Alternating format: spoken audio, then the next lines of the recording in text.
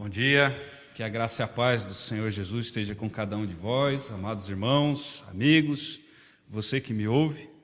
Louvado seja o nome do Senhor que tem nos concedido meios de estarmos edificando a vida uns dos outros através da mensagem do Senhor Jesus. E Deus me concedeu a oportunidade de poder compartilhar com vocês um pouco da palavra do Senhor, um pouco daquilo que o Senhor tem falado ao meu coração. A mensagem de hoje, ela se encontra em Gênesis, capítulo de número 19, versículo de número 30 até o versículo de número 38. Gênesis 19, de 30 a 38, assim diz a palavra do Senhor. Subiu Ló de Zoar e habitou no monte, ele e suas duas filhas, porque receavam permanecer em Zoar, e habitou numa caverna, e com ele as duas filhas. Então a primogênita disse à mais moça: nosso pai está velho, e não há homem na terra que venha unir-se conosco, segundo o costume de toda a terra. Vem, façamo-lo beber vinho, deitemo-nos com ele e conservemos a descendência de nosso pai. Naquela noite, pois, deram a beber vinho a seu pai, e entrando a primogênita, se deitou com ele, sem que ele o notasse, nem quando ela se deitou, nem quando se levantou. No dia seguinte, disse a primogênita mais nova: deitei-me ontem à noite com o meu pai. Demos-lhe a beber vinho também esta noite. Entra e deita-te com ele, para que preservemos a descendência de nosso pai. De novo, pois, deram aquela noite a beber vinho a seu pai, e entrando a mais nova, se deitou com ele, sem que ele o notasse, nem quando ela se deitou, nem quando se levantou. E assim as duas filhas de Ló conceberam do próprio pai. A primogênita deu à luz um filho, e lhe chamou Moabe, é o pai dos moabitas, até o dia de hoje. A mais nova também deu à luz um filho, e lhe chamou Ben-amim, é o pai dos filhos de Amon, até o dia de hoje. Vamos orar? Maravilhoso Deus, nós agradecemos, ó Pai, pela Tua palavra, agradecemos a Deus por tudo que o Senhor tem feito em nossas vidas. Ó Santo Espírito de Deus, venha trazer a interpretação correta da Tua palavra e venha nos encher, ó Pai, dela, de forma, Deus, que venhamos a compreender e venhamos a empreender tudo aquilo que aprendermos, ó Deus, com ela. Deus, que o Senhor venha moldar cada dia mais as nossas vidas. E ela, por si só, é mais do que suficiente para mudar aquilo que precisa ser mudado em nossas vidas. Derrama, Deus, assim, da Tua bênção sobre nós. É o que nós oramos em o nome de Cristo Jesus. Amém. Existe uma frase antiga que se tornou quase que um dito popular. Essa frase ela é atribuída a Maquiavel, que diz que os meios, os fins, o fim justifica os meios. O fim justifica os meios. Ou seja, a partir do momento que você tem um objetivo e esse objetivo for bom, os meios que você utilizar para chegar a esse objetivo, tanto faz. Isso é algo que muitos têm como uma verdade para si. Se o fim ele é bom, os meios, tanto faz o que eu utilizar para chegar até lá. Só que essa verdade, por exemplo, ela não deve ser empregada pelo crente. Nunca deve ser empregada pelo crente. Porque realmente não é só a finalidade que interessa, mas também os meios até chegar lá. E aqui esse texto, de certa forma, ela fala um pouco sobre isso.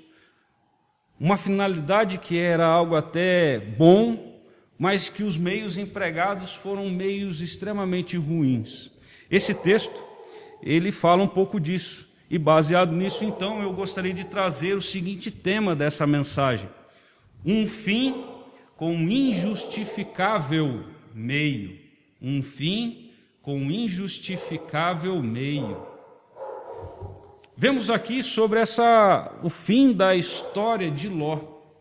Ló que, segundo a própria palavra de Deus, os próprios judeus assim o tinham como um homem justo. Nós vemos, por exemplo, isso lá em 2 Pedro, capítulo de número 2, versículo de número 7. Lá fala que Ló era um homem justo. E, inclusive, no texto de lá, fala que ele se angustiava com o pecado lá, ele era afligido. Olha o que diz 2 Pedro 2,7. E livrou o justo Ló, afligido pelo procedimento libertino daqueles insubordinados, falando a respeito de quem? A respeito ali dos moradores de Sodoma e Gomorra. Esse texto, ele retrata o fim dessa história de Ló.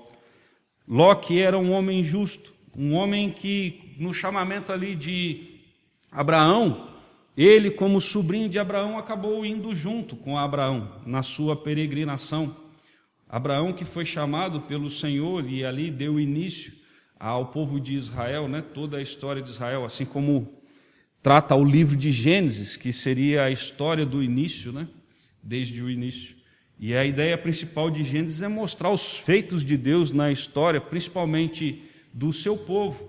O povo, no caso, israelita, né? Que trata todos, até o início ali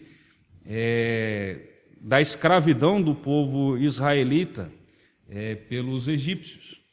Então aqui, esse texto ele trata um pouco sobre esse final da história de Ló.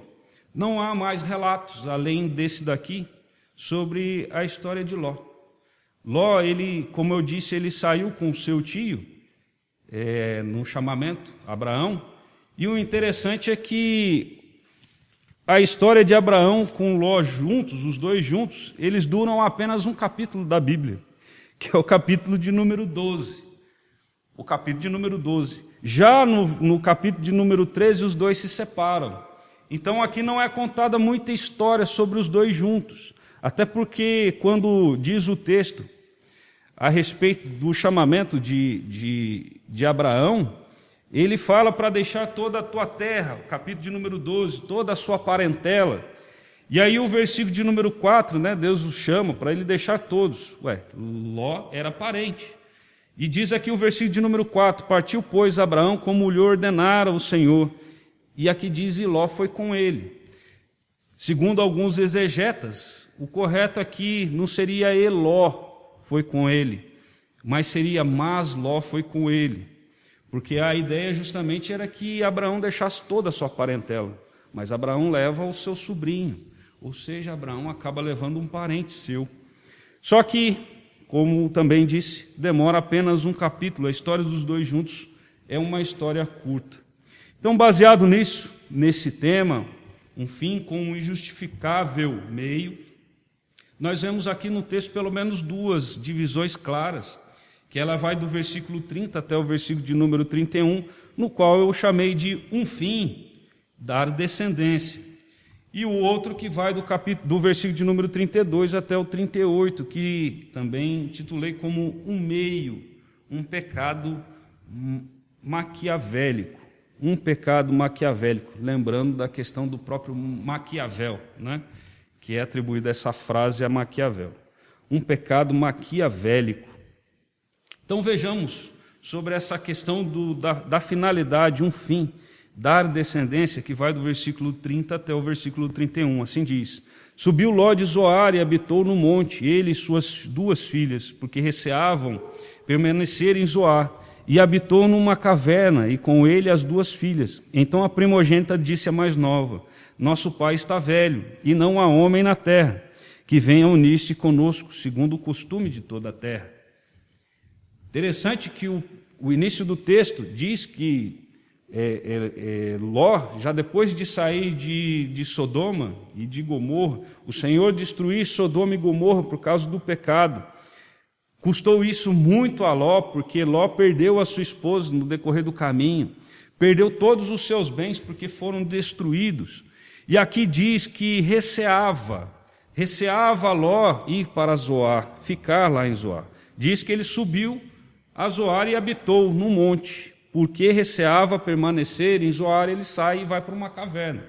Esse receava aqui, a ideia é de ter medo. Ele temia, ele tinha muito medo de permanecer em Zoar. O texto ele não nos revela qual é o real medo de Ló com relação a Zoar.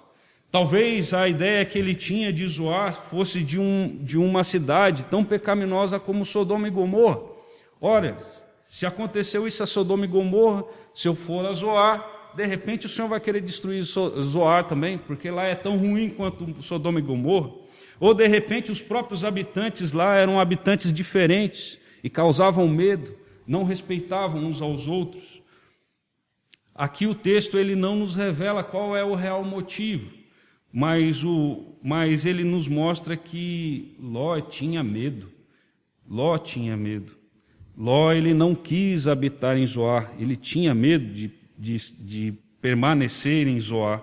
E por isso então ele vai e mora numa caverna. Ele não procura uma outra cidade, ele vai para uma caverna. E de certa forma, Ló ele chega a levar a sua família, as suas duas filhas, que eram sua família. Sua esposa tinha morrido, tinha virado uma estátua de sal. Quando eles estavam saindo ali de Sodoma e Gomorra. E no caso, Ló acaba colocando também as suas duas filhas numa situação muito difícil. Ló coloca as suas filhas numa situação difícil.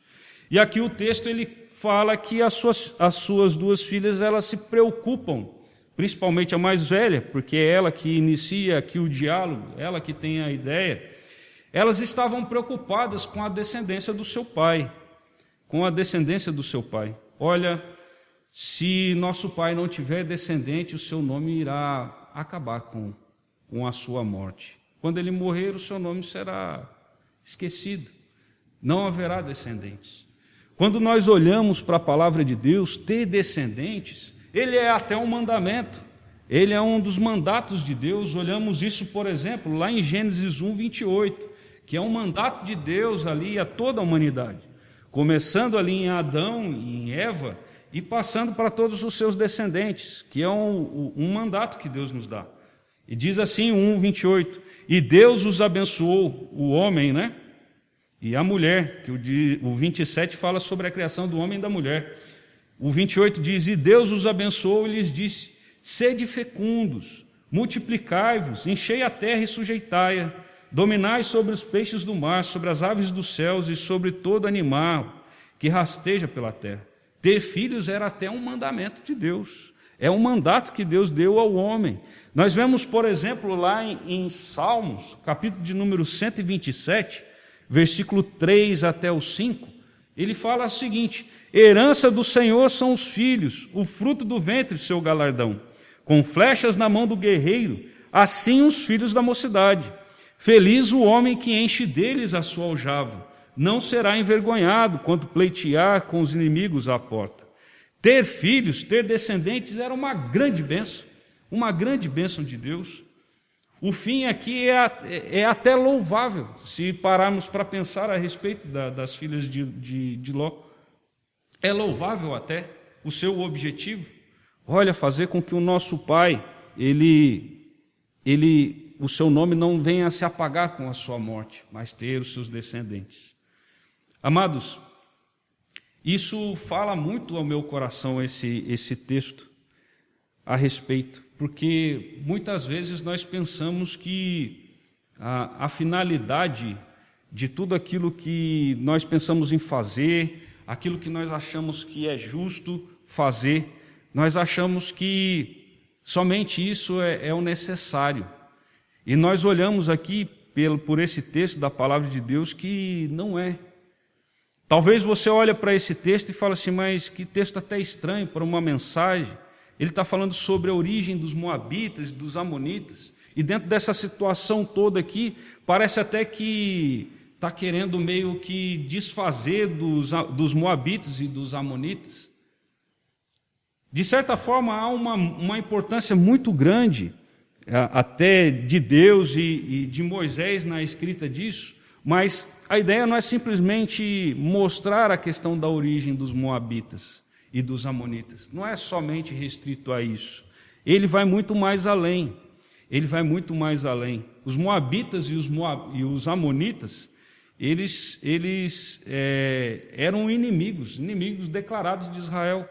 Quando foi escrito Gênesis por Moisés, eles já tiveram dificuldades com os amonitas e com os moabitas. Lembre lá de Números 22, quando fala sobre a oposição dos moabitas. Lá em 2 Reis 3, fala dos moabitas guerreando com Israel. Em Deuteronômio 23, por exemplo, o Senhor fala que era proibido os moabitas e os amonitas de participarem da Assembleia do Senhor. Então, assim, de certa forma, os moabitas eles se tornaram inimigos do povo de Israel. Se tornaram inimigos do povo de Israel. Então, há um certo interesse de mostrar, sim, sobre os moabitas, e talvez você até pense assim, mas é uma forma também de denegrir essa construção daquele povo, porque, querendo ou não, foi através do incesto. Só que a ideia aqui não é denegrir a imagem. Até porque, se fosse a ideia de denegrir, Moisés, por exemplo, ele fala lá em Gênesis 38 sobre a construção da tribo de Judá, que também foi algo muito estranho, que foi com relação à tribo de Judá, ela inicia através de um relacionamento entre Judá e Tamar, que era a sua nora. Algo extremamente estranho também ali que aconteceu. Então, se a ideia fosse denegrir os moabitas e os amonitas, de certa forma, então, também Moisés, através ali da inspiração dada por Deus, estava denegrindo também ali o desenvolvimento da tribo de Judá, que tudo iniciou com um relacionamento extremamente estranho. De certa forma, amados, nós devemos pensar nesse texto, trazendo para nós, né, aquilo que tem passado em nossos corações com relação aos nossos objetivos, aquilo que nós queremos, aquilo que Deus ele tem colocado em nossos corações para fazermos. Os propósitos. Muitas vezes nós temos muitos propósitos extremamente justos. Temos propósitos extremamente bons, benéficos, mas devemos prestar bastante atenção com relação à questão dessa execução, através da execução. Esse texto, por exemplo, ele fala sobre Ló como um homem considerado justo pelo povo de Israel. Só que quando você, por exemplo, olha sobre a história dele, desde a sua saída para Sodoma e Gomorra, você vê, por exemplo, que quando é dado ali por Abraão a ele, na conversa com Abraão, olha, a terra já não nos sustenta, ali no capítulo de número 13, já não nos sustenta. Olha, você vai para um lugar e eu vou para o outro, porque está dando problema. E ali você, por exemplo, vê um homem justo, Ló, não pedindo direcionamento a Deus. Na hora que ele olha e fala assim, nossa, aquela campina é tão bonita, parece até o jardim de Deus, então eu vou para lá. Mas não pergunta para Deus, um homem justo, que na verdade ele não procura a guia do Senhor. Isso nos fala muito, amados. Um homem justo, ele é considerado justo pelos judeus, mas ele não procurou o Senhor que era o guia. Não procurou no Senhor saber para onde ele deveria ir. Olha, eu vou para lá, vou para qual lugar? Salmo 23, ele fala que o Senhor é o meu pastor e nada me faltará. E uma das coisas que ele fala que não nos faltará é que não nos faltará guia. Que não nos faltará guia. Ele fala, guia-me pela vereda da justiça, por amor do teu nome. Então, assim, a palavra de Deus lá fala que Deus é o nosso guia, mas nós devemos buscar esse guia, devemos buscar a direção, devemos buscar a Deus, até mesmo a questão daquilo que nós devemos fazer. Senhor, como que eu devo fazer? Como eu devo proceder? Ló, ele não se preocupou. E aqui diz que, além dele ter ido para Sodoma, novamente aqui ele não pede direção a Deus de novo. Ele vai para Zoar, fica com medo e vai para uma caverna. E coloca a sua família numa situação difícil. Ló, ele não busca esse direcionamento. Mas, além de vermos que, sobre essa questão da necessidade, trazendo como uma aplicação da nossa vida. Amados, se nós não pedirmos direcionamento para Deus, naquilo que nós devemos fazer, mesmo que seja algo justo, nós podemos colocar, por exemplo, a nossa família numa situação muito difícil. Podemos nos colocar numa situação difícil, muito difícil. Nós devemos tomar cuidado com isso, pedir esse direcionamento a Deus. E aqui, as filhas de Ló, elas tinham uma ótima intenção no sentido do seu objetivo. Tinha um objetivo muito bom, dar descendência ao seu pai. E isso é bom. Só que os meios, como nós vemos agora, a partir do versículo de número 32 até o versículo de número 38, nós vimos aí no 30 até o 31 sobre a questão da finalidade, que seria dar descendência ao seu pai. Só que nós vemos aqui a questão do meio empregado, a partir do 32 até o 38, que foi justamente a questão desse pecado maquiavélico. Irmãos, isso deve falar muito aos nossos corações. O pecado, ele não compensa. Se nós tivermos um grande objetivo, se nós tivermos algo benéfico como uma finalidade, se nós empregarmos meios pecaminosos para fazer, Deus ele não vai se agradar disso. Deus não vai se agradar disso. As filhas de Ló tinham ótimas intenções com relação à questão da descendência do seu pai, mas o meio empregado por elas foi asqueroso, foi pecaminoso, foi algo que trouxe consequências gravíssimas. E isso fala também, amados, muito ao nosso coração, para nós nos preocuparmos também com relação à questão dos nossos próprios filhos, dos nossos familiares. Muitas vezes nós pensamos assim: meu filho, meu marido, minha esposa, meu irmão, meu pai, minha mãe, seja quem for, eles são incapazes de fazer tal coisa. Muitas vezes nós pensamos desse jeito. Só que nós devemos lembrar que o homem, ele é pecador. O homem, ele é pecador. Muitas vezes nós queremos confiar mais nos homens do que confiar, por exemplo, em Deus. A palavra de Deus diz que é maldito o homem que confia no homem. Isso significa que nós devemos colocar a nossa total confiança, nem mesmo nos nossos filhos. Muitas vezes colocamos, assim como Ló colocou as suas filhas em uma situação difícil, porque, querendo ou não, as filhas de Ló foram educadas no caminho, mas viveram num ambiente extremamente ruim, num ambiente pecaminoso. Elas conviveram lá e, querendo ou não, a atitude delas aqui, nos meios empregados, mostra o pecado habitando ali.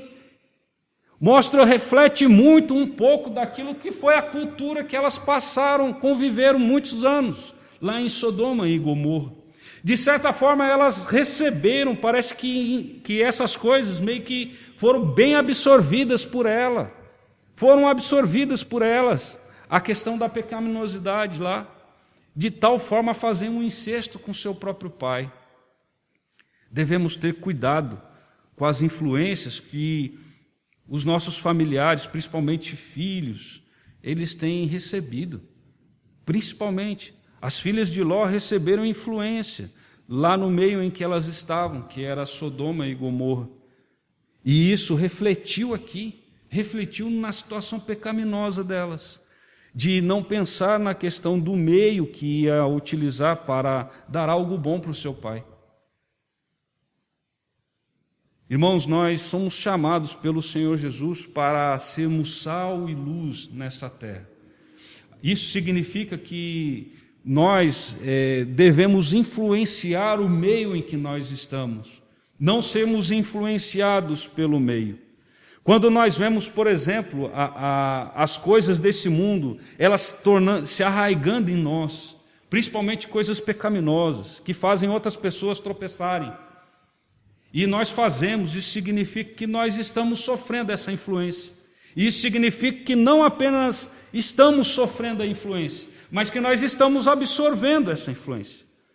A absorção da influência pelas filhas de Ló fizeram essa catástrofe na vida do pai, na vida da família de Ló, que foi a questão do incesto, e dessa forma produzir dois povos que atrapalharam demais a vida de Israel.